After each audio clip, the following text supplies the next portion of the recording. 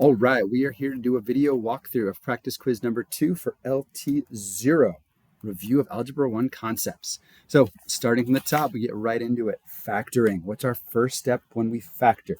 Remember, factoring means we want to turn a sum into a product. First step, whenever we start these factoring, we always want to look for 1. What is the GCF? Is there 1? What is the biggest thing that goes into both 16 and 36? Biggest number, the factor in both of those, the greatest common factor is 4. The greatest common factor is 4. So we want to divide out a 4 from both terms. 4 times what becomes 16x squared? 4x squared. 4 times what becomes negative 36? Minus 9. All right. So that's our greatest common factor. Our next step is to look and see, does that quadratic in there factor? To do that, we can use our Xbox process. Multiply a times c, 4 times negative 9 is negative 36. That goes on top. Our b term, there's no x term, so on the bottom is 0. What two numbers multiply to negative 36 and add to 0? Plus 6 and negative 6. All right, x box. Top left, we put our ax squared term. Bottom right, we put our c term. Put these two from our x and the other two squares. Now, what goes around the outside? What goes into both 4 and 6? Can't be a 4, so it's got to be a 2x and 2x. 2 times what is 6x? 2 times what is negative 6x? Negative 3. So ultimately, what does our final answer become? Our greatest common factor in front, followed by 2x plus 3, one side of our rectangle, multiplied by 2x minus 3, the other side. All right, let's try the other one here. Again, first step. Is there a greatest common factor? 5, 15, 20? Absolutely. 5. 5 goes into all three of those numbers. Is there anything else they all have? Oh, an x cubed, an x squared, and an x. They all have an x. So that means our greatest common factor is 5x. So let's rewrite this and divide out a 5x from each term. 5x times what becomes 5x cubed? That would be x squared. 5x times what becomes 15x squared? Well, 5 times 3 is 15. X times x is x squared. 5x times what is negative 20x? Minus 4. Now, our goal is to look at this quadratic, this x squared plus 3x minus 4, and see if we can factor it further like we did over here. So, how do we do that? Again, we can set up our x box, diamond and box, however you want to remember it. Take your x squared term, multiply it by c, goes up top. All right. And then the bx term goes down here. What two numbers multiply to negative 4 and add to 3? 4x and negative 1x. Then take your ax squared term here, c term here. These two terms fit in here and here. Now, x squared means we got to have x and x, because x times x multiplies to x squared. X times what makes negative 1x? Negative 1. X times what makes 4x? 4. So therefore, this factors down into 5x times x plus 4 times x minus 1. That would be our final answer. Factoring means we stop there. I'm not trying to solve it. We're just trying to factor. Okay? Let's move on to part 2, solving the following quadratic equations. I'm going to do this one first here, because we're going to use factoring. We're going to take one more step. All right. So first step here, to solve quadratic equations, we must set them equal to 0. All right. So my first step is going to be to set my equation equal to 0 here. So 3x squared, I add 4x to both sides to cancel it out, minus 4 equals 0. Now I can proceed. Okay. Now I can proceed. If we were to factor this like we did above with the Xbox process, this is going to factor into 3x minus 2 times x plus 2 equals 0. This is factoring when we turn something like this, a sum, into a product. Now, that's what we did in part 1. We're going one more step. Now it's time to use the zero product property. Because these two things multiply to 0, we know what is true. Either 3x minus 2 equals 0, or x plus 2 equals 0. Those are the two equations we now have to solve. We set each factor, each set of parentheses, equal to 0. So let's solve it. Add 2 to both sides, so 3x equals 2. Divide by 3. x equals 2/3, or on this one, subtract 2 from both sides, or x equals -2. Those are our two solutions. Again, we just do what we did up here. We factor it, and we set each equation equal to 0, and then solve for x. All right, next step, part 2, solve equation using the quadratic formula. Again, first step, I have to get it equal to 0. It doesn't matter which side is equal to 0, as long as the equation itself on one side has nothing. So we know 0 equals 2x squared plus 5x plus 1. The quadratic formula, x is equal to -b plus or minus the square root of b squared minus 4ac all over 2a. You hear my voice crack right there? Sometimes you're still 15. All right, so what do we know? ax squared plus bx plus c. So a equals 2, b equals 5, c equals 1. Again, ax squared plus bx plus c. I just substitute my coefficients into my formula. So x equals -5 plus or minus the square root of 5 squared minus 4 times 2 times 1 all over 2 times 2. So it turns out when we simplify this a little more, we're going to get x equals -5 plus or minus the square root. 25 minus 8 is 17 all over 4. When you evaluate this, you're going to get two answers, either x equals approximately -0.22 or x equals -2.28. All right, that's the quadratic formula. There's quadratics, factoring and solving. Let's move on to solving a system. All right, we're going to solve a system of two variables. Now, when we solve systems, we got a couple different methods, substitution or elimination. Now, I see a y and a -3y, and I'm thinking about elimination here. So I can eliminate one of the variables to work with a one variable equation. All right, so first thing I'm going to do here is try to create opposites. I see a -3y. I want to create a +3y. So I'm going to multiply everything in this top equation by 3. That's going to turn into 3 times 5x is 15x. 3 times y is +3y. 3 times 1 is 3. Now I'm going to keep my second equation the same. 15x minus 3y equals 7.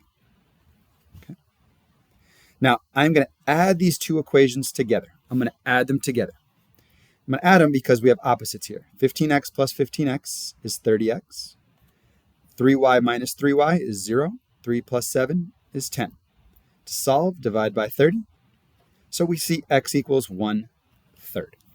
Okay? X equals 1/3. Now we're not done yet. We need to find out what is y. All right, we need to figure out what is y. So I see here I have 5x plus y equals 1. So that means 5 times 1/3 plus y equals 1. I substitute my x value in for x right here. So instead of x, it becomes 1/3. 5 times 1/3 is 5/3 plus y equals 1. Don't be afraid of fractions. Subtract 5/3 to find that y equals -2/3. So our final answer here, the solution for this system is the point 1/3, -2/3. Remember, the solution to system is the point at which these two lines intersect.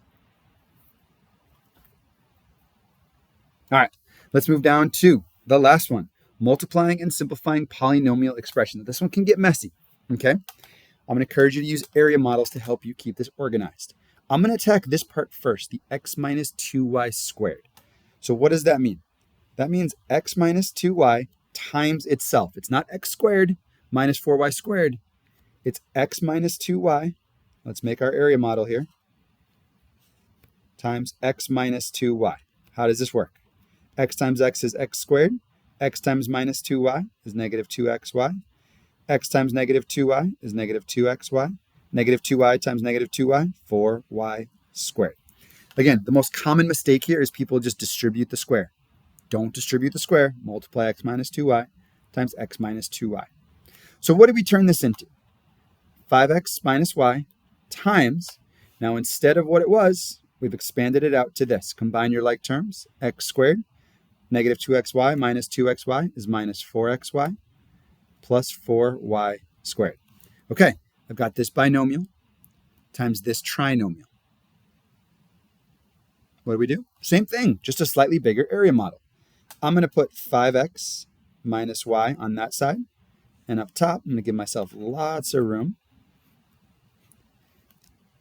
I'm going to put x squared minus 4xy plus 4y squared.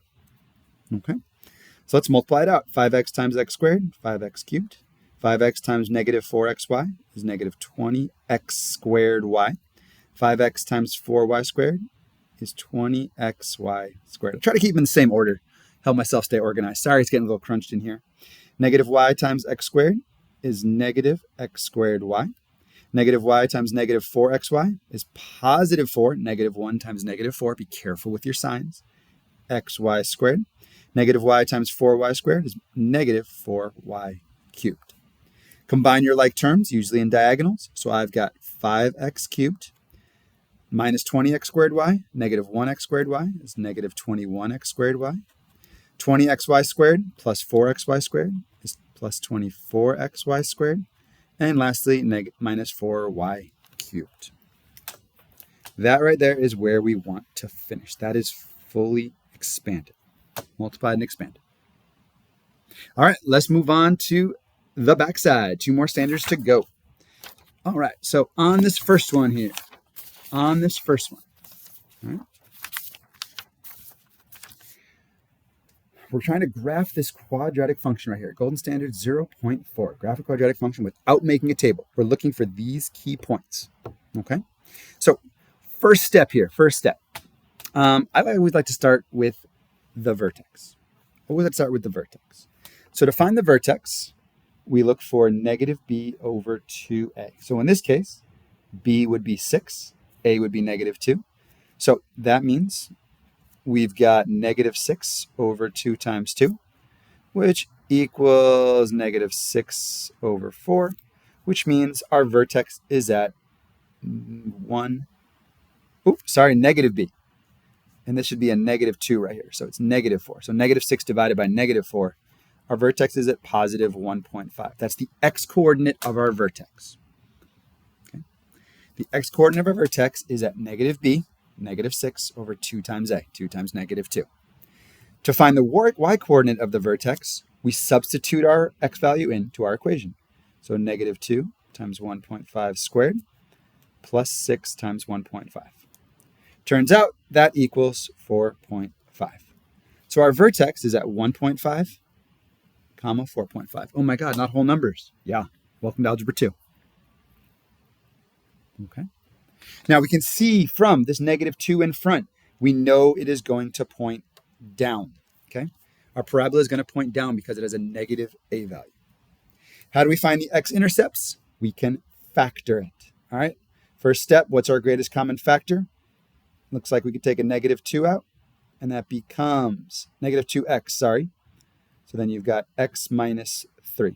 This factors into negative 2x times x minus 3. Using the zero product property, either negative 2x equals 0, which means x equals 0, or x minus 3 equals 0, so x equals 3.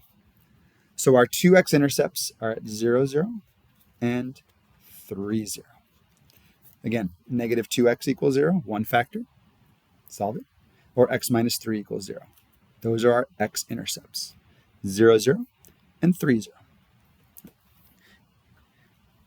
Now, our y-intercept is where x is equal to 0.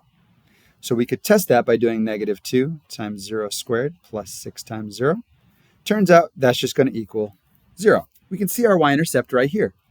Sometimes the x and y-intercepts are the same.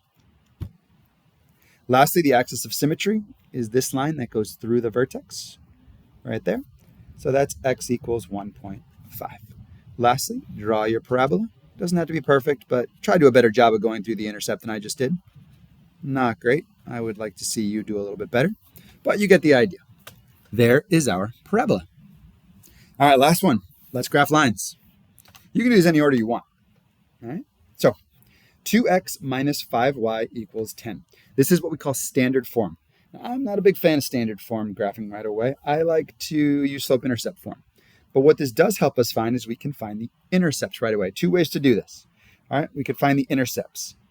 To find the y-intercept, substitute 0 for x, meaning negative 5y equals 10, so y equals negative 2. So you know your y-intercept is at negative 2. To find the x-intercept, 2x, set y equal to 0. So 2x equals 10, so x equals 5. So our x-intercept is at 5, 0. Here and here, connect the dots, you're good. The other way you can do this is turn it into slope-intercept form like this one. Solve for y. 2x minus 5y equals 10. Subtract 2x from both sides. So negative 5y equals negative 2x plus 10. Divide everything by negative 5. And you get y equals 2/5 x minus 2. Sorry, I almost wrote plus 2 there. Which turns out minus 2 y-intercept, great. Up 2, right 5 by our slope. 1, 2, 1, 2, 3, 4, 5. We're great. So that means it's going to be about like that. There's our line. For the one in slope-intercept form, start with your y-intercept at plus 3. Look at your slope. A whole number is over 1. So it's delta y, remember, over delta x. Negative 2 tells us to go down 2. 1 tells us to go 1 to the right. And then connect the dots. There's our line. Okay, hope that was helpful. Good luck with LT0.